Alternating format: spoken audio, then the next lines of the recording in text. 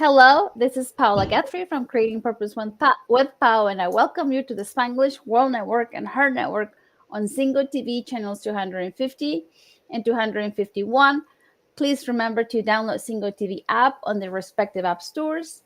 The app is totally free, and you can find it in Google Chromecast and Amazon Fire, Fire TV Stick, Roku Stick, and all smart TVs from 2016 and forward. Hello, everyone. Thank you all for joining us today because we have a very special guest in the house. She's going to be talking about grieving and how that shifts our self esteem, it shifts our identity. Her name is Diana Parra. She's a transformational coach, neuroencoding specialist. She's an author. She is bilingual and she's also from Colombia. So thank you for being here. I send you a huge hug. Oh, thank you. Thank you, Paola. Thank you so much for having me. I'm excited to be here. Yes, I'm excited for this content and especially for having you here. So tell us, share with us, how did you dive into this journey of educating people about grieving? Yes. So you know that I've been, in the coaching space for a long time, and working with, I started out working with leaders or managers, and now I work with women who have gone through some kind of transition, and they're feeling stuck. They have felt a loss of identity, and so what happened was I started thinking about my own experiences of loss. I had 4 miscarriages, and I got really curious about that process and why, after having those experiences, and I also, during one of the miscarriages, I also lost my dad. He passed away from cancer. So it was kind of like one on top of the other, right after the other. So I started getting curious about why I felt stuck after that and why it took me such a long time to get unstuck, with the help of a coach and through therapy and doing my own work. And so I got curious about it, and I had the opportunity to join a certification, grief educator certification. And so I took that opportunity, went through the program, got certified, and oh my goodness, what I learned about grief and grieving and how it can impact, our mental health and also our identity and our self-esteem was so valuable, because what I started to notice is that, with some of my clients, um, there was that element of grief that was keeping them stuck. And I couldn't quite figure out what it was in the beginning, at first. And after having, going through the certification and learning all this, I realized that it was unprocessed grief that sometimes can keep us stuck. So, how does that unprocessed grief look like? Is it different for everyone? It is different for everyone. So I'll tell you my experience. I basically, after having those experiences of loss, Mm-hmm. I jumped right into back into my life, back into work. Just I just kind of kept going and really didn't take the time to feel my feelings and to feel the pain and to feel the loss and to give myself permission and the time and the opportunity to just be where I was. Because the only way through any emotion is really going through the emotion, right? There's no way around it. We have to feel it. We have to feel it in order to heal it. And so, because I didn't want to feel the pain, I didn't want to feel the shame, the guilt. Um, I just avoided that, and I jumped right back into my life. Basically, distractions, right? Yeah. I wanted to stay distracted, so I wanted to work. I wanted to do everything, and what ended up happening is, little by little, I was kind of stuffing those emotions, and Okay. eventually that, caught up with me, and I found myself really depressed, feeling really bad about myself, um, having a lot of shame and guilt around the miscarriages. I didn't talk about it really, and no one really, one thing about that I have to say about a grief is grief needs to be witnessed, right?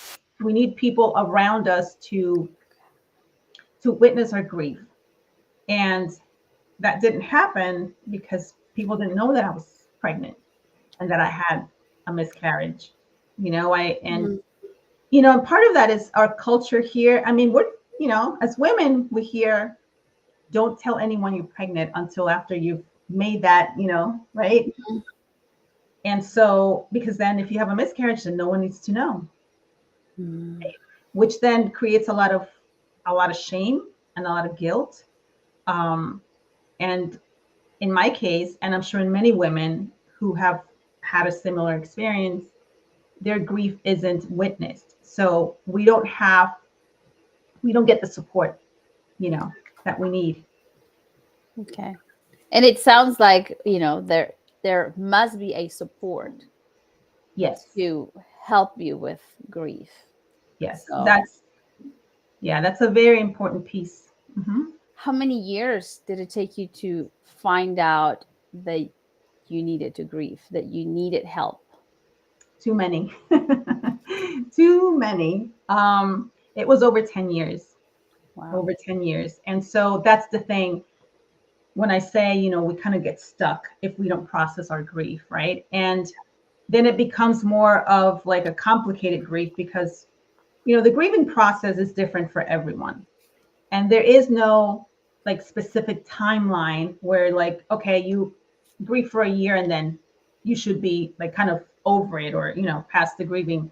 It's a very personal thing.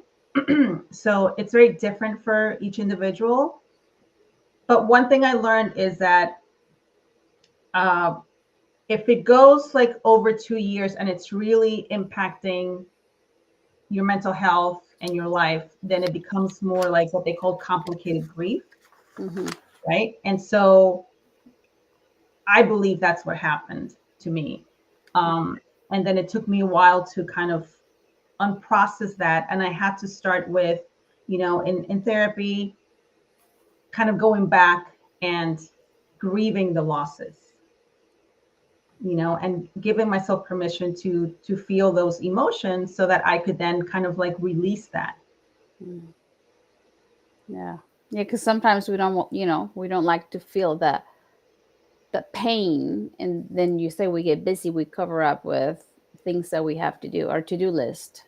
Yeah. Yeah. And another thing is like we've also learned to be tough. Yes. You don't And that cry, was you me. move on. That was me. And um sometimes people, and again, this is why I'm so passionate now about like talking about, grief and educating people and learning myself, learning more so that I can pass that information on to other people, Yeah. and especially my clients. Because if I think, or they talk about, their losses, then I can educate them on grief and the grieving process and normalize it and give them that safe space where they can feel the way they feel and understand their own process, because a lot of times we don't understand, how we're feeling, or we hear, okay, well, it's been 2 months. Shouldn't you kind of like be moving on with your life, Hmm. right? Or it's been a year. Um, or, we hear things that really don't help us. For example, in my case, when I had the first miscarriage, my parents, they love me and, well intentioned, but I broke down and I was crying, and immediately they're like, don't cry, don't cry, And I understand it hurt them to see their daughter in pain, right? But Yeah. I needed to cry.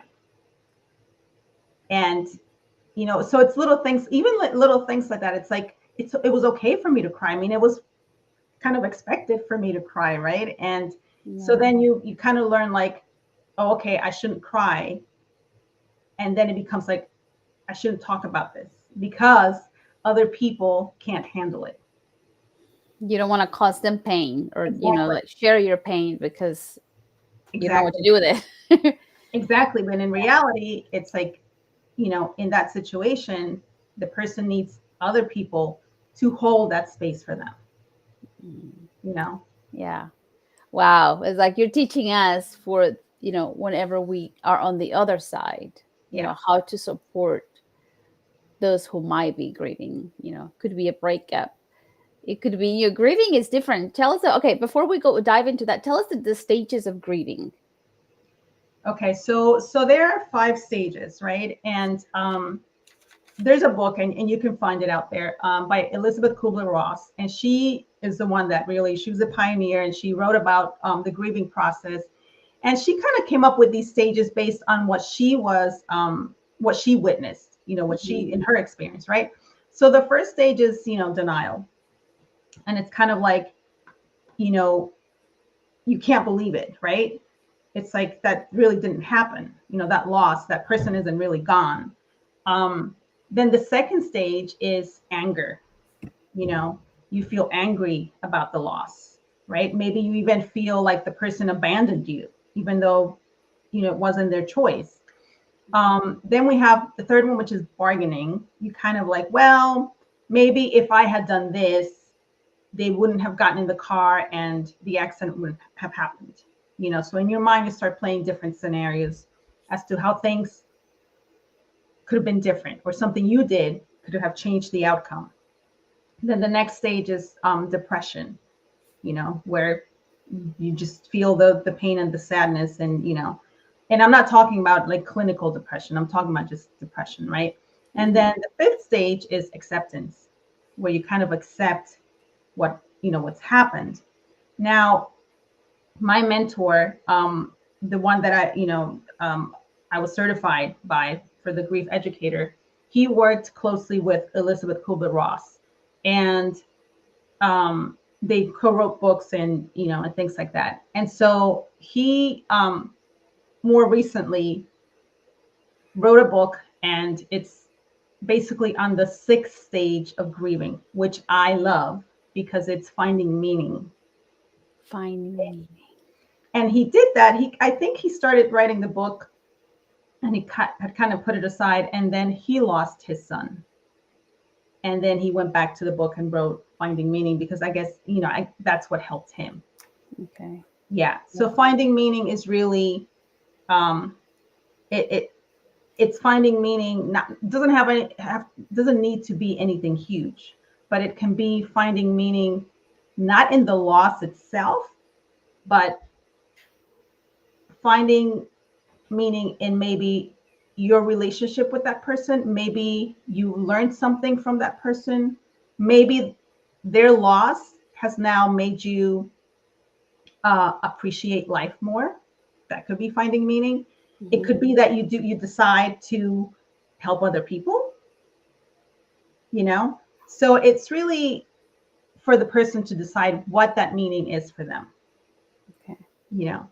Yes, yes, yes, yes. And this type of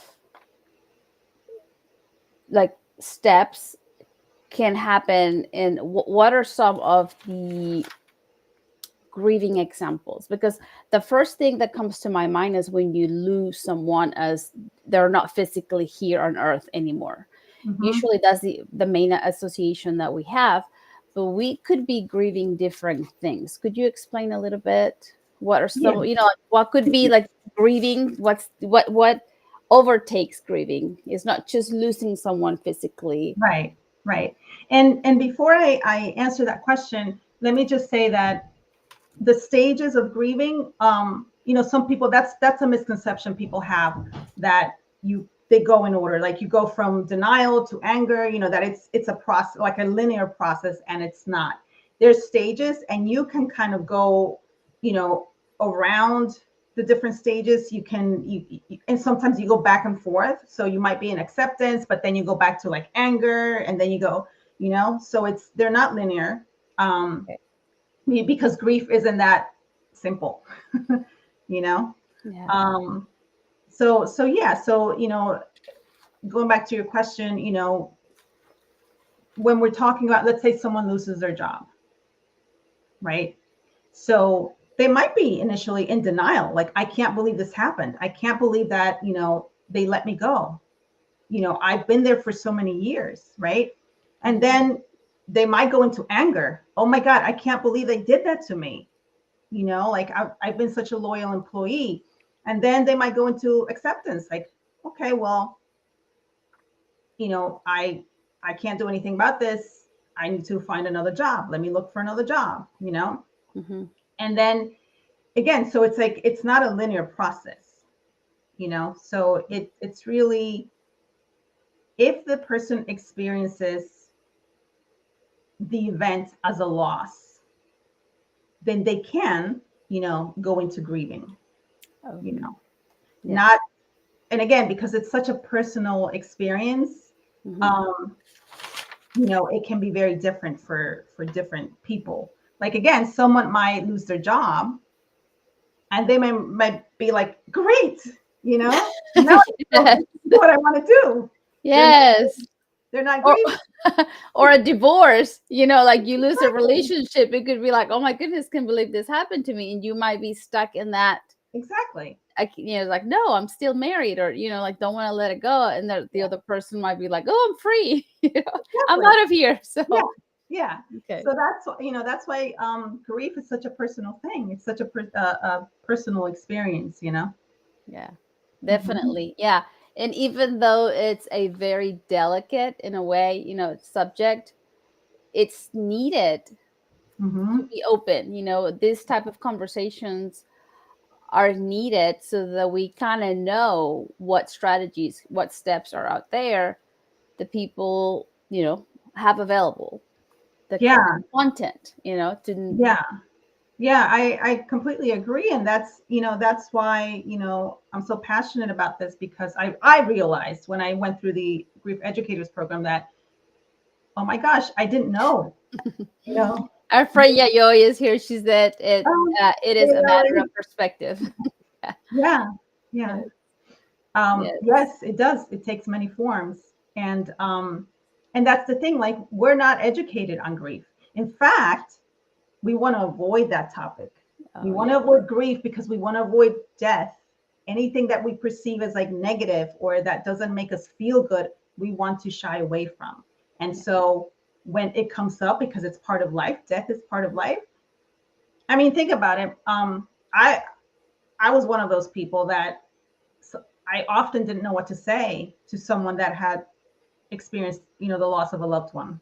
Yeah. It's like, what do you say? Like, I'm sorry, or, right? It sometimes it's uncomfortable. Yeah. And what I learned is that really the best thing, you don't have to say anything. Sometimes just sitting with the person and just letting them know, I'm here for you. Yeah. That's it. That's Yeah. what they need. They just need someone to witness their grief. And I know it's been a few years already that your dad passed away. What was the gift? What was the meaning that you gave to that relationship to be okay? What helps me was just to remember and embrace, like, all the things I learned from him. Like he was really like a hard worker, like, and really good work ethics. And he was someone that kind of like, he didn't really let things stress him out. And I am. So I always go back to, and I remember, my dad, I'm like, well, he would give me this advice, Yeah. don't let, things get to Yeah. you, right? There are more Yeah. important things to worry about. So the meaning for me was really about my relationship with him and all the beautiful lessons that he gave me, right? Those are precious to me. And I will always have those with me, right? And so I'll always have that connection with him. And so I always feel that he's with me. He's part of me, you know? Hmm. Yeah. Beautiful. Now, what about your miscarriage? What meaning do you give? I mean, what meaning do you give them in order for you to heal? That was a process for me. And I remember when I went to therapy, to bereavement counseling, and my therapist asked me something similar. I don't think she said meaning, but we were talking kind of like a similar, topic. And I at that point, my husband and I had already adopted our kids. And so what I said was, um, I want to honor my babies, the ones that I lost, by being the best mother that I can be to my kids. Mhm. I want to do that. I don't have them, but I have, my three children. And so I want to honor them by doing that, and with time, now, like, the meaning for me is to help other women who have had that experience, because I know that you can feel alone, that you can feel there's a lot of shame and guilt because there's so much tied to motherhood that our culture values, and the expectations. And so for me, really, the meaning is helping other women. Beautiful. And here you are with us. And here I We am. have around 3 billion people around right now, and you are inspiring them. Because Oh, we never know. I mean, maybe yeah, there might be grieving a job that they lost 5 years ago. They might still grieving, a divorce. They might still grieving a baby they lost. We just never know. yeah, And that's why we're here, creating purpose, just, delivering a little bit of knowledge, wisdom, to help you all continue to moving on with joy and love. So, yeah, yes. absolutely. So, what are some of the common misconceptions about grief, and how do you work to help your clients through your coaching, like based on these misconceptions? Yeah, so one, I mentioned already that grief is supposed to take X amount of time, right? So someone is, it's been a year and they're still grieving, and people think like, well, it's been a year. It's been a year since the divorce. Shouldn't she be over that and moved on and find a new relationship, right? Yeah. Well, that's not her timing. She's still grieving, and that's okay. Mhm. Um, and I think that's like what we need to educate people on, you know? The other thing is Not to rush, like not to rush them. That's how. exactly just to Okay. normalize that it's going to take as long as it takes for them, Okay. not to compare just because, maybe Susie only, exactly grief for 3 months, and then right. she's, you know, Yeah. back I on her think feet. yeah, I think of it like sort of kind of like trauma, right? Mhm. Like people say, two people have the same experience and one finds it traumatic and the other person doesn't. Well, that doesn't mean that because this person didn't find it traumatic, that it's not traumatic to this person, Yeah. Yeah. right? Perspective. Yeah. Yeah, and I mean this is their experience, and so we need to respect and honor that, and Yeah. not tell them, basically that they're wrong for feeling how they feel. Instead, finding them the support to help them through that. Meeting them where they're at. Exactly. Yeah. Yep. Yep. Yeah. And we need to learn to be patient with people, going through grief, and take out our own beliefs around it, because it's their experience, it's not ours. Definitely. Yes. Mhm. Yeah, it's their perspective. And at that time, our brain is silly. There's times that our brain picks up a certain thing to protect us, Yeah, and we might keep it for 10 years until we figure out, oh, this does not serve me. What was I thinking? But exactly. our brain just picked it up. I'm Yeah, going to be shy because this is going to protect me, or yeah, I'm going to eat 10 pancakes a day because that's going to protect me somehow. The brain makes sense that that's a protection way for us not to leave that pain, or like feel the pain again. So yeah. yeah, I until mean, we that's figure out, it's like, oh, this don't serve me anymore. And yeah. I mean, that was my experience, especially with the miscarriages. Right, I had the first one. It was very, very painful, and it was traumatic for me. That was traumatic, and so once when I had the second, and the third, and then the fourth, it was kind of like my brain went into that protection mode, and it's almost like I detached from the feeling, and it was just like, okay, it happened, now let me get back to work, let me get back to like my normal life, let me not think about it, let me not talk about it, because thinking about it and talking about it and feeling were painful, you know. And like you said, our brain wants to protect us from that, so it avoids anything that that might cause, you know, pain or yeah. Yeah, silly, and it's silly. You know, it could be something really silly, but it's until we figure out it's like, oh, this not no longer serve me. Uh, yeah, and the faster we heal, of course, is going to be better. But I mean, you and I know we have a friend that it took her 18 years.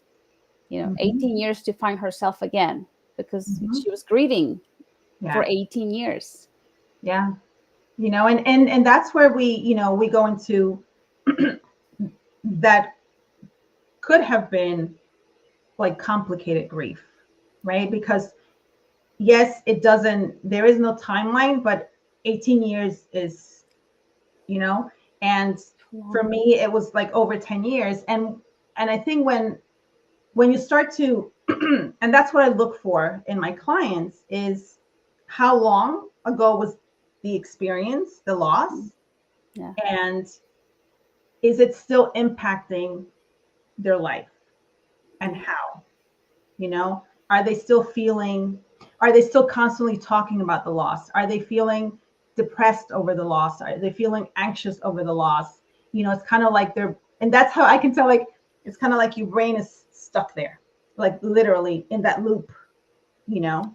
Endless loop. Yeah. Yep. Mm-hmm. Until something happens and you Yeah. choose to get out. Yeah. Yep. Yeah. Yeah. Yeah.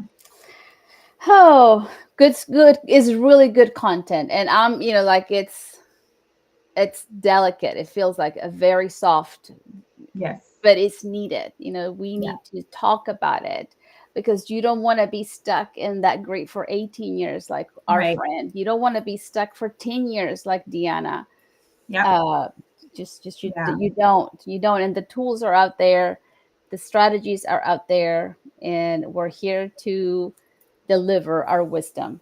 Yeah. Yeah. And you know, sometimes, you know, what I've learned is that really what helps people, oftentimes what helps people to get unstuck, especially, you know, when it's related to grief, is really to educate them about grief.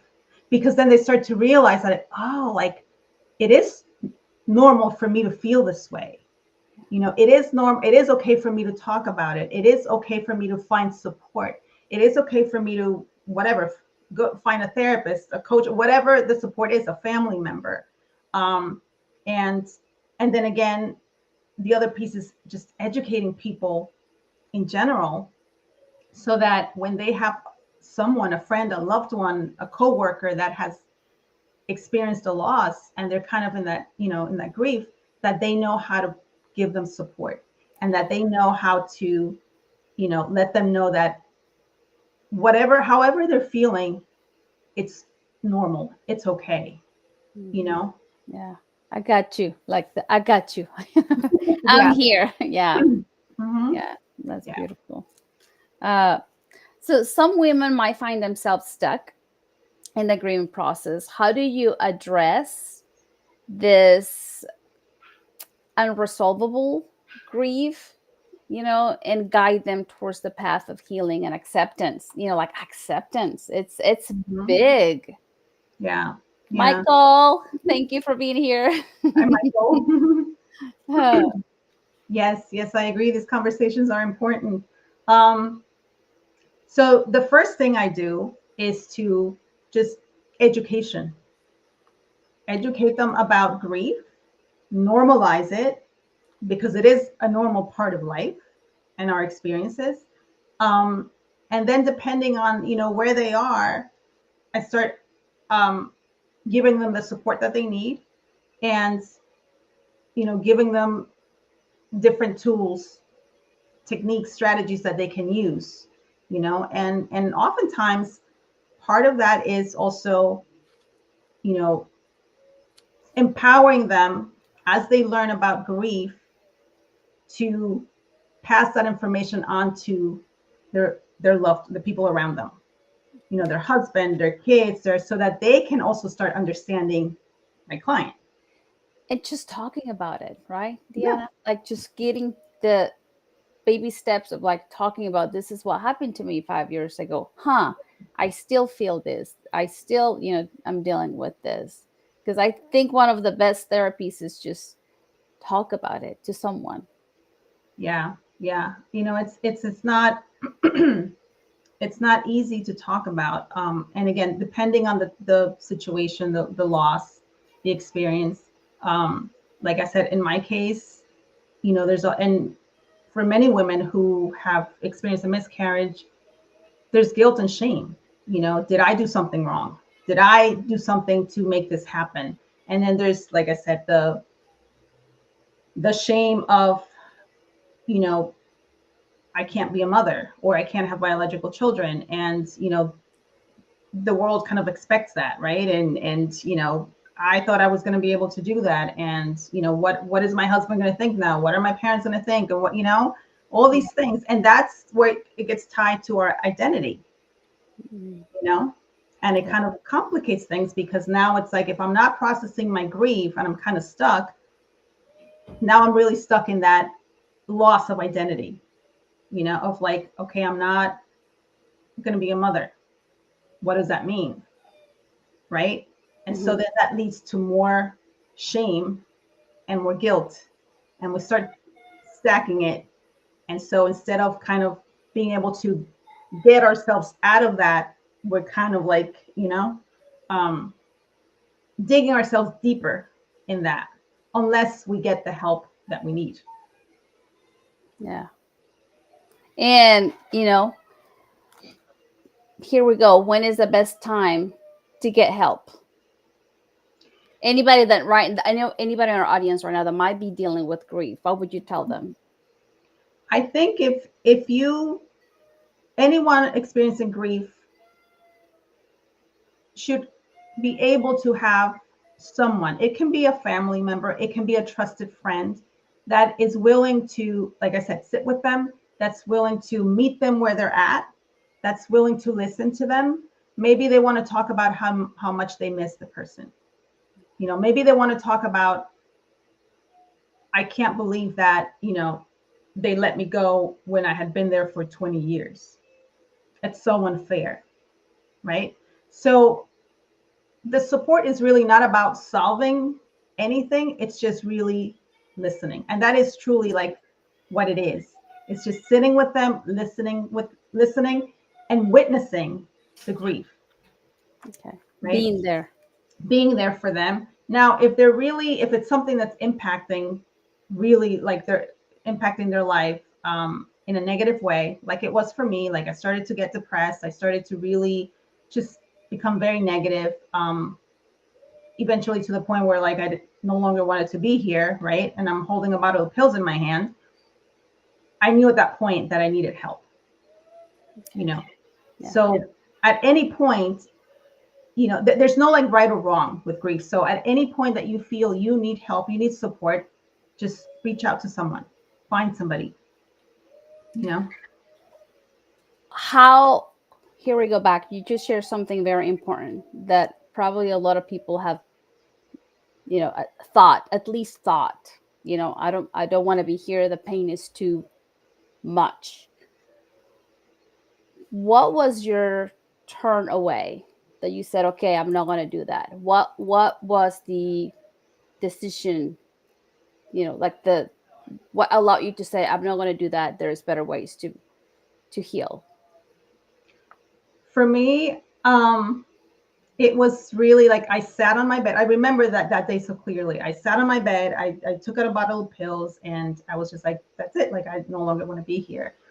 And I heard a little voice, you know, I heard a voice that said, um, it's not your time, you know, don't give up. And somehow that's what I needed. Now, it could have been, you know, my inner voice, it could have been, you know, God, it could have, you know, I don't know. All I know is that's what I heard. it could have been my own like will to live, right? Mhm.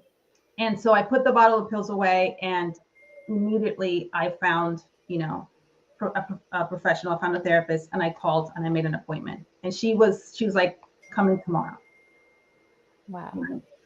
Um, so I really want people to know, like, if you find yourself in that situation, please reach out to somebody. Reach out to somebody, because you can get through this.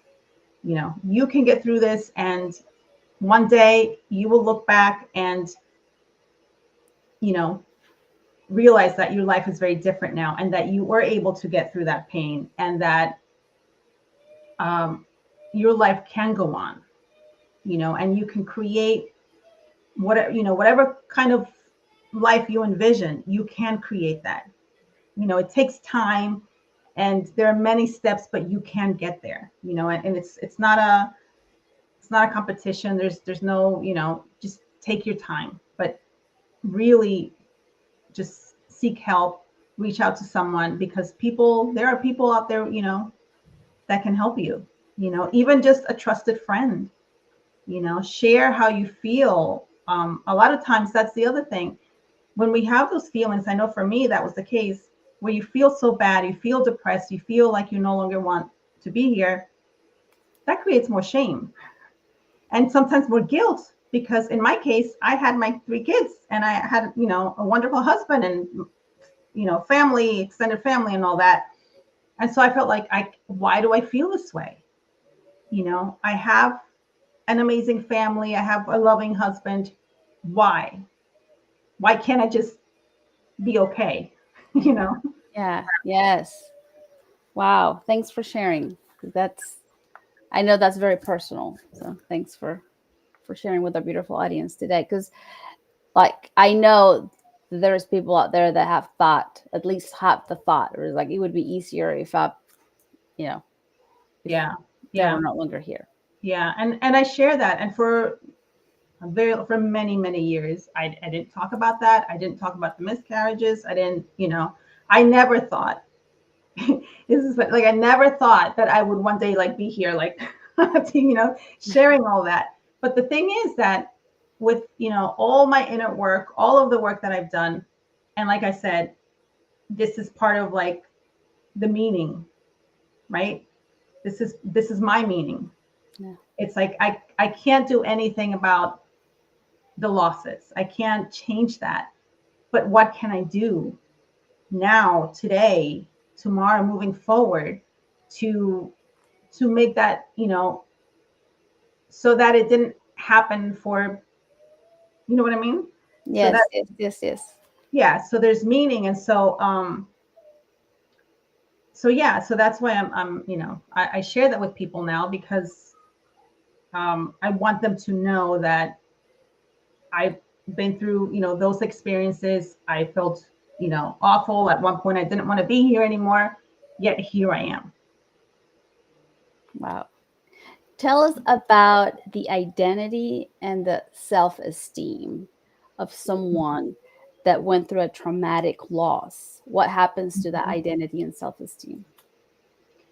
Yeah, well, the identity piece can be because it's the loss of the role that they played in whatever that situation, right? So someone that lost their job, it's the loss of that role of, I worked for whatever company doing X, Y, and Z, and I was there for so many years, right? Because we identify with what we do, right? Or maybe it's someone, a divorce. So now, the woman feels like, I'm no longer a wife. I don't no longer have a marriage. What does that mean for me? Like, who am I? It's the loss of that identity.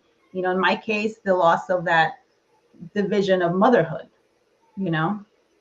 So, um, that impacts our self-esteem, because, like I said, oftentimes our identity is tied to what we do, not who we really are, Yeah. right? So, someone that lost their job, they might feel like, well, I can't really provide for my family now. You know, what does Yeah. that make me? It makes me, if it's a man, it makes me a bad father, it makes me a bad husband, it makes me all of these things, right? So that impacts their self-esteem. And, if it's a loss of our relationship, the person, either the man or the woman might feel, or whomever it is might feel like I'm not lovable, right? I'm not wanted. Yeah. Um, and oftentimes what happens too is with grief, it's going to bring up our wounds, our old wounds, right? Okay. So if we have stuff like abandonment stuff from childhood, it's going to come up. Okay. So Yeah. so then you have a mix of a pot of pain that we have to slowly heal. If this Yeah. happened in my childhood, learn to, heal, Yeah. and it might help us heal a little bit of what just happened. But here we go. It's like the praying and the training never stops. Yes. We must continue to pray. We must continue to train to Yep. continue to heal and grow, so that we can educate those around us. Exactly. And I think that's why it's important to really, and I'm a big, believer in, we really start with ourselves. And that's been my journey. I'm very curious about me. you know, like why I think what I think, why I do what I do, why, like all of these things. And it's not in a selfish kind of way, or, in a narcissistic kind of way, but it's more like to really, because I want to understand myself, because the more I, excuse me, understand myself, that's going to help me to understand other people, Yeah. you know? Yeah. Definitely. I mean, it's like, yes, keep praying, keep training. It never ends. It's like life continues to change. We dive into new stages, things happen, and the more prepared we are, the better we'll be able to handle and manage those situations. Yeah. Yeah. So yeah, and definitely it's like identity is, I think, it's one of the things that all coaches work with their clients at first. Who are Mhm. you, or who do you want to be? Right. And the beauty of it is like you can reinvent yourself, and even at a better, version. Absolutely. I So mean, I think that's what I did. I went from feeling, really sad and depressed, and feeling that I wasn't, feeling like a failure, feeling not good enough, right? Because I had those experiences, to now like coaching women, and some men, helping women kind of go through that process, and get them to the other side, much faster than it took me, because I don't want women or anyone to stay stuck like that for as long as I did, because there's really no need. With the right, help, the right support, the right tools, the right techniques, we can move, further faster. yes, definitely, I totally agree with you. So what strategies do you use to help women, you help them to maintain, that self-esteem and identity through these challenging times? Yeah, a lot of the work is really like teaching them about like self-love and self-care Okay. and self-compassion, right? And again, helping them to really understand themselves, and not make um, so that they don't think there's a right or wrong thing, because Mhm. really there is no right or wrong. It's just, it is what it is, and it's what we do with it, right? Yes. That's my perspective anyway. Yeah. Um, And a phrase just pop up, in my head, and I'm going to share with you because you know this phrase, and it's like, life is happening for you, right? What are you mhm. going to do? Yeah, Every single scenario that you live today, it happened for you. right. What are you going to do about it? Yeah, it's really, helping them, like I said, with their mindset, the way their thoughts and their beliefs, their limiting beliefs, right? And and I love that. And I was just on another show, and I said the same thing. It is life happens for me, not to me. And also understanding that life happens to everyone, you know, because a lot of times we feel like the only person that thing is happening to, and you feel alone. And it's really understanding these are just things that happen in life. Women have miscarriages. Women, lost. We lost like we lose our loved ones. People die. That's just part of life. It's not just happening to that one person. Yeah. And I think it's just really about helping people understand like that process and understand that these things are part of life, and it happened. It's painful. You didn't want that to happen, but it did. So what now? Right? What do you want now? Like we know, what do you want? Yeah, what do you want? What do you want? Where Yeah. can we find you? If there's anyone over here that says, I want to learn more from Diana, where can they find you? So you can visit my website. It's dianaparainternational.com. And you can definitely connect with me on social media. My Instagram handle is at DianaParra888. You can find me on Facebook and LinkedIn. Awesome. Do you have a last message that you would love to leave to this beautiful audience right now? It's really what I said before. If you're in a lot of pain, if you're grieving, if you don't know what to do, if you feel stuck in that, if you just get help, get support, find a friend, find a family member, someone that can be there for you and can help you with that, because you can get to the other side. It might take time, but you can get to the other side. Thank you. One of the things that pop in my head is like a lot of immigrants grieve their country. Yeah, That's another example of grieving. And sometimes absolutely. we dive into a sad spot because we think it's the right thing to do. We think we must feel sad Right, because we're not with our loved ones in our native country. right. And it's not, maybe we should have another show, Diana, because I know you probably have experienced that. You probably have grieved Mhm. your country, where Mhm. you were born, and you probably have grieved the time that you're no longer with your loved ones physically as you used to be, because I know I was there. So maybe we could create a show for beautiful immigrants that might be, maybe they Absolutely. might be grieving their native country. Yeah, yeah. Because that is a loss of identity. It's kind of tied to that. So yes, Yes, yes, yes. Let's plan a show for that, because I absolutely. know that I'm an example of that. I lived that until I woke up and I'm like, what are you doing? Wasting your time. So, Yeah, I would love to. Yes. yes. Okay. Well, thank you all very much for being here today. If you would like to watch the replay, you can go to my YouTube channel, Paula Guthrie, or you can go to the Spanglish Radio Network. This show can also be heard on the Spanglish Radio Network. Please check out spanglishworld.ca for news and programming. Spanglish World. Watch it, hear it, read it, download it, and live it. Blessings to you all, and let's be magnanimous.